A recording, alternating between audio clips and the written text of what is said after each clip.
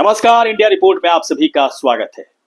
बिहार विधानसभा चुनाव में कौन जीतेगा, किसकी सरकार बनेगी, किस पार्टी को कितनी सीटें आएंगी और किस पार्टी का बड़ा सफाया हो सकता है या फिर किस पार्टी का बड़ा उदय हो सकता है, और सबसे बड़ी बात कि कौन बनेगा किंग मेकर, एक बनेगा या दो बनेगा। ये तमाम कुछ ऐसे सवाल हैं जो इस वक्त बिहार के चुनावी फिजा में, वहां की सियासी फिजा में हर लोगों के जहन में लगातार कौंध रहे हैं। सवाल है कि वाकई में बिहार में क्या होने वाला है, क्योंकि इस बार दो तरफा चुनाव तो है नहीं, कई तरफा चुनाव हो चुका है और हर पार्टियों की सक्रियता लगातार बढ़ रही है, जनता को लुभाने की कोशिश हो रही है। अगर नीतीश सरकार की करें तो लगातार कई ऐलान पर ऐलान होते जा रहे हैं, लेकिन इसका कितना बड़ा फायदा होगा, ये तमाम ऐसी बातें हैं जिसे जानने और समझने के लिए इंडिया रिपोर्ट की तरफ से एक बड़ा सर्वे किया गया है। पिछले 6-7 दिनों के अंदर जनता का जो मिजाज है, जनता क्या सोच रही है, किस गठबंधन के प्रति उनका समर्थन जाएगा, किस पार्टी के प्रति उनका समर्थन जाएगा, इसी बात को जानने और समझने की कोशिश हमारी टीम की तरफ से की गई। हजारों लोगों से बातचीत की गई, टेलीफोन पर बातचीत की गई, जानकारों से बातचीत की गई। इसके बाद जो आंकड़ा, जो नतीजा निकाल कर हम आपके सामने रखेंगे वो वाकई में दिलचस्प होगा, जिसे देखना बेहद ही जरूरी है, क्योंकि बिहार में इस बार सरकार बनाना एक बड़ी चुनौती साबित हो सकती है। इसी बात को समझने और जानने के लिए इस आंकड़े को देखते हैं। हमारी तरफ से जो विकल्प दिया गया था जनता के सामने कि आप किसे वोट करेंगे, बीजेपी प्लस को करेंगे या आरजेडी प्लस को करेंगे, अलग अलग पार्टियों के हिसाब से विकल्प दिया गया था। जनसुराज को करेंगे या फिर एआईएमआईएम को करेंगे या किसी और पार्टी को करेंगे, अन्य का भी विकल्प दिया गया था। चलिए सबसे पहले जल्दी से हम बात कर लेते हैं कि एनडीए के अंतर्गत जो पार्टियां उसे कितनी सीटें मिल रही हैं। एनडीए की जो अंतर्गत पार्टियां हैं, जो बीजेपी है, जनता दल यूनाइटेड है, एलजेपी है, हम है और आरएलएम है, तो बीजेपी के खाते में 55 सीटें मिलती दिख रही हैं। जी हाँ, 55 सीटें मिलती दिख रही हैं। पिछले विधानसभा चुनाव नतीजों की बात करें तो 74 सीटें मिली थी। काफी बड़ा नुकसान होता दिख रहा है बीजेपी की सीटों में जो नतीजे निकल रहे हैं कि 55 सीटें ही मिल सकती हैं बीजेपी को। और अगर 55 सीटों के हिसाब की बात करें तो अलग अलग समीकरण के हिसाब से बीजेपी की तरफ से जो रणनीति है उसके हिसाब से तमाम चीजें बैठाने की कोशिश होगी, लेकिन इसके बावजूद 55 सीटें ही मिलती दिख रही हैं। जनता दल यूनाइटेड की बात करें तो पिछले चुनाव में 43 सीटों पर जीत मिली थी, लेकिन इस बार मात्र 35 सीटें मिलती दिख रही हैं। जहां 35 सीटों पर जनता दल यूनाइटेड की उम्मीदवार जीतेंगे, उनकी जीत हो सकती है, वो कामयाब हो सकते हैं। इसके बाद एलजेपी की बात करें तो एलजेपी जो कि अधिक से अधिक सीटों की मांग इस बार कर रही है, पिछले बार एनडीए के साथ थी भी नहीं, अकेले चुनाव लड़ी थी, लेकिन 18 सीटों पर एलजेपी को जीत मिल सकती है। एलजेपी के खाते में 18 सीटें आ सकती हैं और अगर ये 18 सीटें भी लाने में कामयाब हो जाते हैं तो एक संजीवनी की तरह एनडीए में एलजेपी की 18 सीटें काम करेंगी। हम की बात करें तो पिछले चुनाव में 4 सीटें इन्हें मिली थी, लेकिन इस बार इन्हें 1 सीट का नुकसान हो रहा है। 3 सीटें इन्हें इस बार मिल सकती हैं और आरएलएम जो इस बार एनडीए में शरीक है, 2 सीटें इनके खाते में मिलती दिख रही हैं।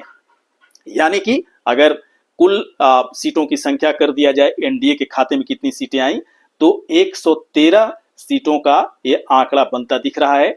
और बहुमत से यानी कि 124 जो बहुमत है, 243 सीटों में 124 सीटों पर बहुमत जिसके पास रहेगा वही सरकार बिहार में बना सकती है, तो उससे 11 सीटें कम एनडीए के पास है। यानी कि एनडीए अपने बलबूते पर सरकार नहीं बना पाएगी। चलिए इसके बाद बात करते हैं महागठबंधन की, इंडिया ब्लॉक की। इंडिया ब्लॉक के अंतर्गत 4 पार्टियां हैं, आरजेडी, कांग्रेस, वाम दलों की कई पार्टियां हैं, वैसे सीधे लेफ्ट पार्टी के तौर पर मानकर चलिए 4 ऑप्शन इसलिए मैं कह रहा हूं। इसके बाद वीआईपी, तो आरजेडी के खाते में, जहां आरजेडी के खाते में 61 सीटें आती दिख रही हैं। यानी कि आरजेडी पिछले चुनाव में जिस तरह से सबसे बड़ी पार्टी रही थी 75 सीटें जीत करके, इस बार के चुनाव में सबसे बड़ी पार्टी आरजेडी ही रहेगी, 61 सीटें उसके खाते में आ सकती है। कांग्रेस को बड़ा फायदा होता दिख रहा है, जहां आरजेडी को नुकसान है सीटों का, वहीं कांग्रेस को बड़ा फायदा होते दिख रहा है। पिछले चुनाव में 19 सीटों पर जीत मिली थी, लेकिन इस बार 24 सीटों पर जीत मिल सकती है कांग्रेस को।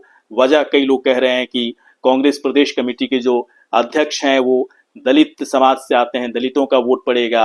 राहुल गांधी काफी सक्रिय रहे अपनी यात्रा को लेकर, उसका एक बड़ा फायदा हो सकता है कि कांग्रेस को मिले।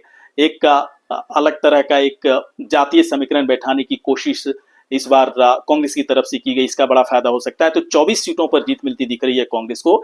और अगर लेफ्ट पार्टियों की बात करें, जिसमें सबसे बड़ी पार्टी सीपीआई-एमएल है, उसे 14 सीटें मिलती दिख रही हैं। 2 सीटों का नुकसान है। पिछली बार लेफ्ट पार्टियों को 16 सीटों पर जीत मिली थी, लेकिन इस बार 14 सीटें मिलती दिख रही हैं। वीआईपी की बात करें, इस बार वो महागठबंधन के साथ है। पिछली बार एनडीए में वीआईपी पार्टी थी और वहां पर 4 सीटों पर सफलता मिली थी, लेकिन इस बार वीआईपी को नुकसान होने वाला है। महागठबंधन में आने के बाद मात्र 2 सीटें ही मिलती दिख रही हैं वीआईपी को, जिसके मुकेश सहनी इसके संस्थापक हैं, नेता हैं। और कुल अगर महागठबंधन के सीटों की संख्या की बात करें तो 101 सीटें बैठती हैं, यानी कि 23 सीटें बहुमत से दूर हैं। यानी कि महागठबंधन इंडिया ब्लॉक भी अपने बलबूते पर, अपने सहयोगियों के बलबूते पर वहां सरकार बनाने की स्थिति में नहीं हो सकती है, जो हमारे नतीजे में जो आंकड़े निकलकर सामने आ रहे हैं। इसके बाद बात करते हैं एआईएमआईएम के बारे में।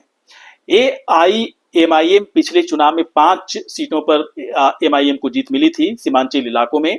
इस बार महागठबंधन में आने की पूरी कोशिश हुई, वैसी लगातार कोशिश करते रहे। एमआईएम के बड़े नेताओं की तरफ से कोशिश होती रही, लेकिन नो कर दिया गया कांग्रेस आरजेडी की तरफ से।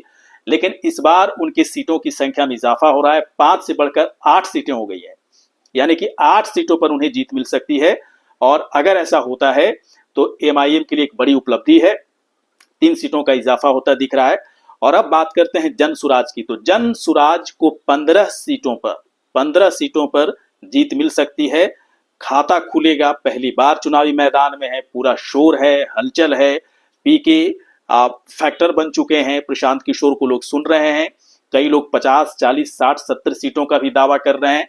ऐसा होगा या नहीं होगा कहना मुश्किल है, लेकिन 5-6 दिनों के अंदर जनता का जो मिजाज है, जो वो सोच रहे हैं अलग अलग पार्टियों के बारे में, उसके आधार पर तो 15 सीटें ही दिख रही हैं। 15 सीटों पर जन सुराज को जीत मिल सकती है और अन्य के खाते में 6 सीटें मिलती दिख रही हैं। अन्य के खाते में कई पार्टियां हैं, छोटे दल हैं और निर्दलीय भी कई लोग जीत जाते हैं, तो इसमें 6 सीटें मिलती दिख रही हैं। तो क्या पूरी तरह से स्थिति बनी?